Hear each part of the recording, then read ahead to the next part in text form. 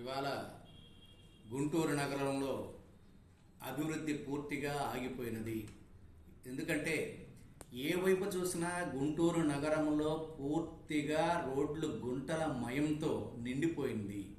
కాబట్టి దీనికి మూలమైనటువంటి కారణం ఏమంటే కింద స్థాయి నుంచి పై స్థాయి దాకా నాయకులలో వాటాల పంపిణీలో జరిగేటువంటి జాప్యం వలన, కాంట్రాక్టులని చేసేటువంటి బెదిరింపుల వలన గుంటూరు నగరం అభివృద్ధి కుంటుపడింది అని చెప్తున్నాను.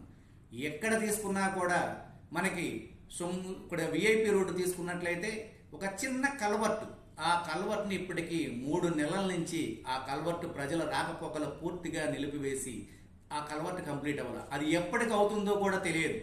అదేవిధంగా చాలా ఏరియాలలో కొబ్బరికాయలు కొట్టడం వరకు మాత్రమే పరిమితం అవుతున్నారే తప్ప ఎక్కడా అభివృద్ధి జరగటం లేదు. ఇంకనైనా మీరు మేల్కొని అధికారులను మీరు సమన్వయంతో ముందుకు సాగి గుంటూరు నగరాభివృద్ధికి పాటుపడాలి.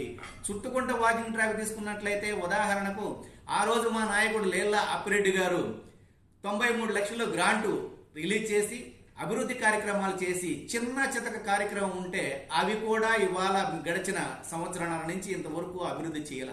అక్కడ నడవడానికి ఇబ్బందికరమైనటువంటి పరిస్థితి ఉంటే మొన్న అక్కడ ఉన్నటువంటి వాకర్స్ మొత్తం కూడా తీసుకొని కొంత డబ్బును సమకూర్చుకొని అక్కడ మట్టి తోలారు. అంటే తట్ట మట్టి మీ హయాంలో తట్ట మట్టి తోలటం కూడా చేతకాల. ఇక ఏటగ్రహారం రోడ్డు తీసుకున్నట్లయితే గుంటల మయం. ఆ రోజు ఏదైతే వైసీపీ గవర్నమెంట్ లో చేసినటువంటి రోడ్డు వేసినటువంటి రోడ్డు తప్ప ఇక ఎక్కడా కూడా ఆగిపోయింది.